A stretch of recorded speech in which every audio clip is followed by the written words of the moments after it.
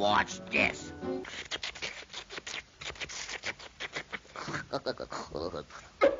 Popeye? Gives us a 10-piece bucket of chicken. Popeye was honestly a walking safety hazard. He's a mumble-mouthed sailor who dates a stick figure and gets steroid-level strength from canned vegetables. I'm Popeye the Sailor Man. But the actual history is even stupider. Why is the spinach iron myth a total lie? Why does the internet keep sharing a fake photo of the real Popeye? And what happened in the banned episode that was too psychotic for TV? From wartime propaganda to forgotten voice actors, here are 25 reasons your childhood hero was actually a fraud. Number 25. Comic strip roots came first.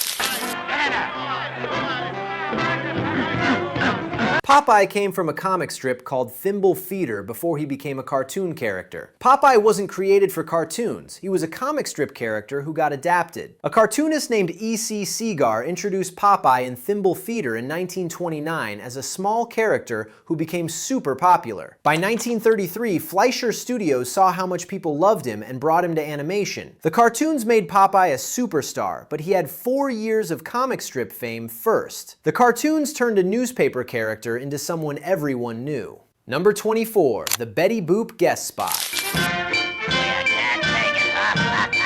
Popeye's first cartoon on July 14th, 1933 is actually a Betty Boop cartoon called Popeye the Sailor that starts with a printing press joke, then introduces Popeye like he's already famous. This is the weirdest fact about how Popeye started. His first cartoon isn't even his own show. The cartoon is officially part of the Betty Boop series. Betty Boop appears in it. The opening says, "Betty Boop in Popeye the Sailor." Popeye is the guest star in someone else's cartoon. The cartoon treated Popeye like a big deal because people already knew him from comic strips. His first appearance is forever connected to Betty Boop. Number 23, Billy Costello's forgotten voice.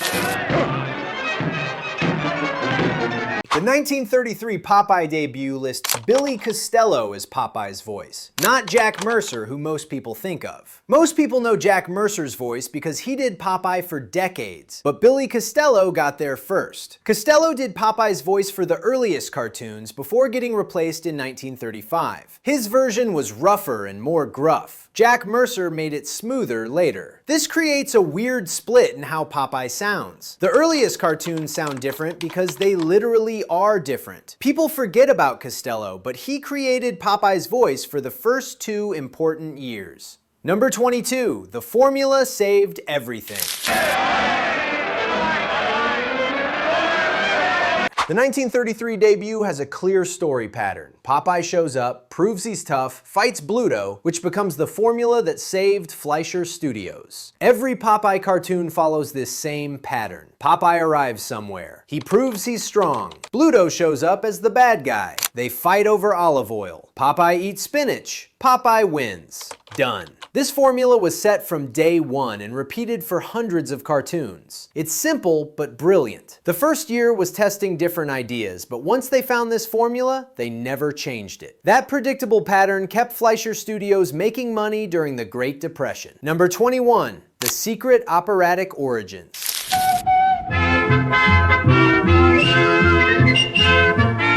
The 1933 debut's theme song was written by Sammy Lerner, but copies its structure from Gilbert and Sullivan's Pirate King, creating a song that lasted forever. That famous "I'm Popeye the Sailor Man" melody borrowed from old opera traditions. Gilbert and Sullivan were famous for catchy songs in 1800s comic operas. Fleischer took that style and turned it into cartoon gold. Records show how the song was used in movies, commercials, and internet videos for decades. People forget this connection, but it's why the song sounds so theatrical and not just like a simple cartoon jingle. Number 20, Betty Boop sang it first. I'm coming back to you, my Boop. The 1933 debut uses the theme twice in the opening, including one version sung by Bonnie Poe, who was Betty Boop's voice actress. Yes, Betty Boop's voice introduced Popeye's theme song to the world. This makes sense because Popeye debuted inside a Betty Boop cartoon, but it's still wild. Imagine if Mickey Mouse's theme was sung by Bugs Bunny's voice actor. That's basically what happened here. Bonnie Poe's version plays in the credits before Popeye even talks. Her voice became part of Popeye's origin story, whether anyone remembers or not. Number 19, the Sailor's Hornpipe Connection.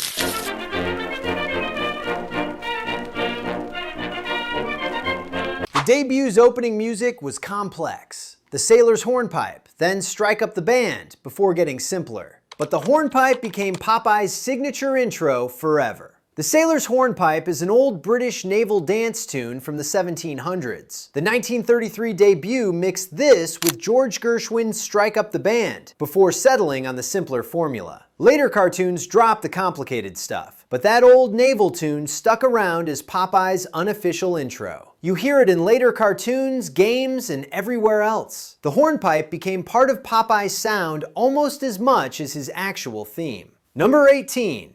He sang his own theme. Popeye the Sailor Man. I'm Popeye the Sailor Man. The debut introduces Popeye's theme song inside the story as a featured musical moment, not just background music. Popeye sings I'm Popeye the Sailor Man as a character in the story, not just as a theme song over credits. This made the song part of Popeye's personality. He's not just a character with a theme, he's a character who sings his own theme as his introduction. This was a clever trick. The song became Popeye's calling card, like his business card. Later cartoons kept this tradition. Popeye often sang his theme to announce himself. Number 17, the pop culture legacy.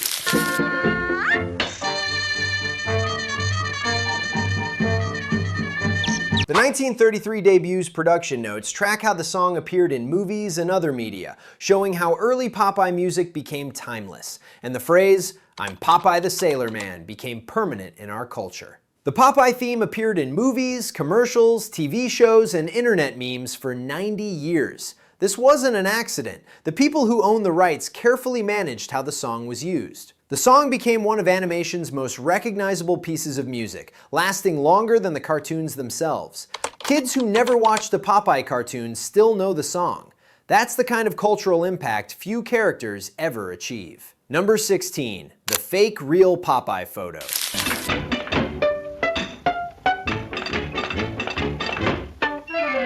The real-life Popeye inspiration photo people share online is often wrong. Fact checkers say Frank "Rocky" Fiegel might be the real inspiration, but the famous photo is wrong. There's a photo going around online claiming to show the real Popeye, a tough-looking sailor with a pipe. Websites like Snopes confirm that photo is wrong. Frank "Rocky" Fiegel was a real person from E.C. Cigar's hometown who might have inspired Popeye's personality. Tough, strong, protective. But the famous photo isn't him. Someone got it wrong, and now it spreads all over social media. The real inspiration probably existed. The photo everyone shares? Fake. Number 15, the real-life legend of Rocky Fiegel. Forget the fake photo. The actual inspiration for Popeye was likely way cooler. In E.C. Cigar's hometown of Chester, Illinois, there lived a local legend named Frank "Rocky" Fiegel. He wasn't just a random guy, he was a one-eyed, pipe-smoking bartender known for getting into fistfights and never losing. Sound familiar? Locals swear Rocky was the living blueprint for the Sailor Man. He had the chin, the pipe, and the tough guy with a heart of gold attitude. While Cigar never explicitly confirmed it in writing, the timeline matches perfectly. Popeye wasn't just a drawing, he was likely the cartoon version of the toughest guy in town. Number 14, the decimal point lie.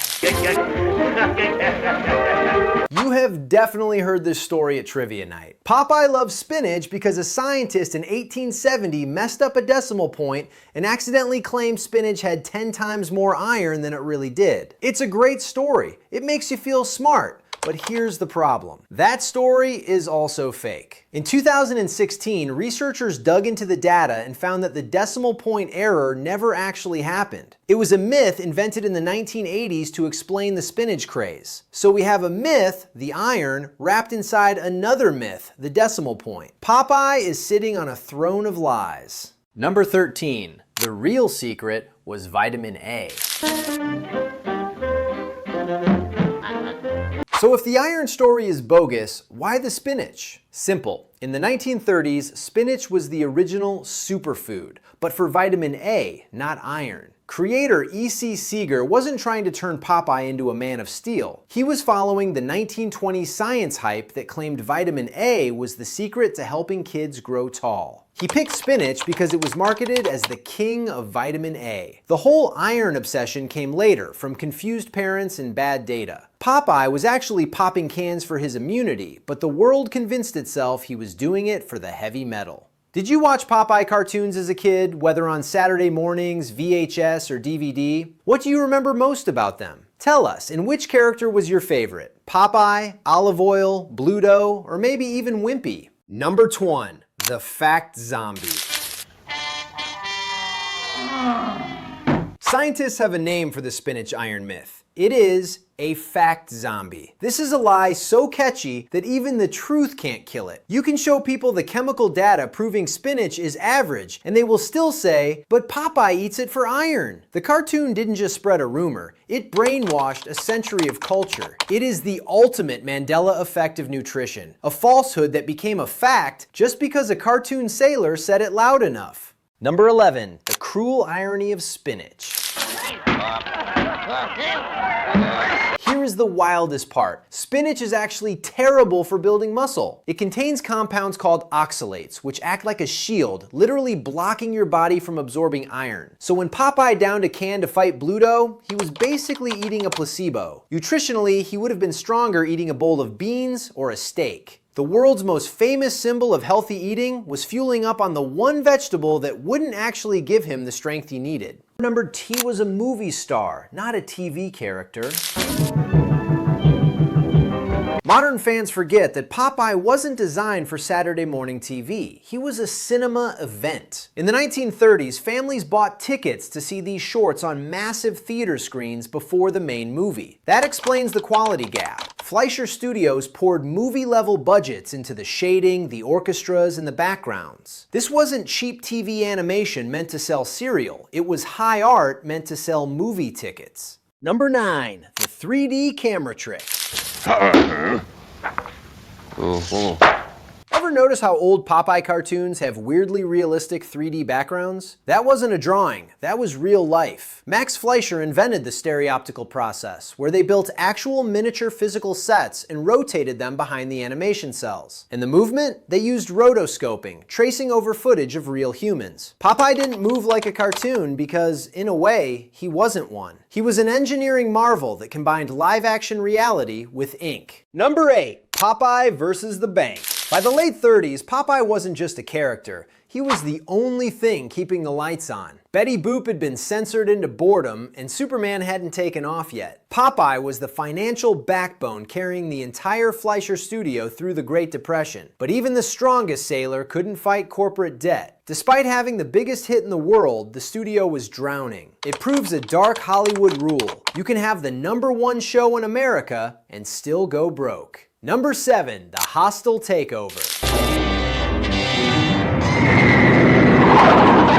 1942 marked the death of the magic. The Fleischer brothers were forced out of their own company and Paramount rebranded it as Famous Studios. The shift was instant and brutal. The very first cartoon of this new era wasn't a fun adventure. It was that banned racist propaganda short we mentioned earlier. It was a dark signal to the world. The era of artistic innovation was over and the era of wartime propaganda had begun. Number 6. The skeleton in the closet. Oh, that's the way we do it. This is the one Paramount wants you to forget. In 1942, they released a short with a title so offensive we can barely say it today. You're a sap, Mr. Jap. This isn't an urban legend or a rumor. It is a verified, fully produced Popeye cartoon that sat in the official catalog. But when you buy a Popeye DVD collection or watch him on TV, this episode is missing. It is the dark chapter of the franchise. A relic from World War II where the goal wasn't to entertain children, but to fuel national hatred. Number 5, the gasoline suicide scene.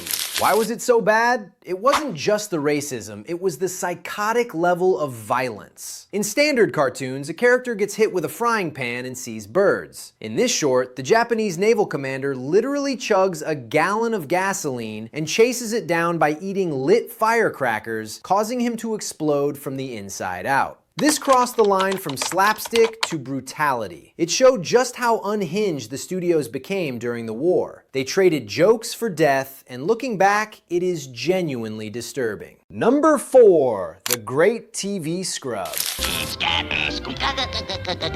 When Popeye moved to television in the 1950s, the distributors had a massive problem. They needed to sell ads to kids, but they couldn't air a cartoon filled with racial slurs and suicide bombers. So they performed a history scrub. They cherry-picked the safe episodes for the syndication package and locked the propaganda shorts in the vault. For decades, an entire generation grew up thinking Popeye was just clean family fun, never knowing that the real Popeye spent the 1940s fighting a race war on the big screen. Number 3. Hidden in plain sight. Let's be clear. Banned does not mean lost. A lot of people think this controversial 1942 short was destroyed or locked in a vault like the Ark of the Covenant. It wasn't. It is fully preserved in the Internet Archive and film history databases. You can find it right now if you look. The industry didn't erase it, they just quarantined it. They treat it as a historical artifact of war, something to be studied by historians but never ever shown to children again. Number 2, the suicide hoax. Speaking of lost tapes, there is a dark rumor on the internet claiming that a final episode exists where Popeye, heartbroken over olive oil, hangs himself. This is classic creepypasta fiction. It never happened. The internet loves to invent tragic endings for childhood icons, but this one is 100% fake. Fleischer Studios had their dark moments, like the gasoline drinking, but they never animated their star hero ending his own life. The suicide reel is just a ghost story for the message boards. Number 1. He was bigger than Mickey. We think of Mickey Mouse as the undisputed king of cartoons, but for a short time in the 1930s, Popeye actually beat Mickey. In 1938, popularity polls among theater owners and audiences showed Popeye was the #1 cartoon star in America, pushing Mickey to second place. Popeye was so massive that he became the first cartoon character in history to have a public statue built in his honor, in Crystal City, Texas, 1937. Mickey had the merchandise empire, but in the movie theaters, the spinach-eating sailor was the true heavyweight champion of the Golden Age. He didn't just compete with Disney. For a few glorious years, he beat them. That's the ultimate mic drop. And there you have it, 25 bizarre and fascinating facts about Popeye the Sailor. Which facts surprised you the most? And which ones did we miss? Tell us in the comment section below. If you enjoyed this trip back to 1933 and the sailor who made spinach famous, be sure to like and subscribe, and share this video with that friend who still thinks the decimal error story is real.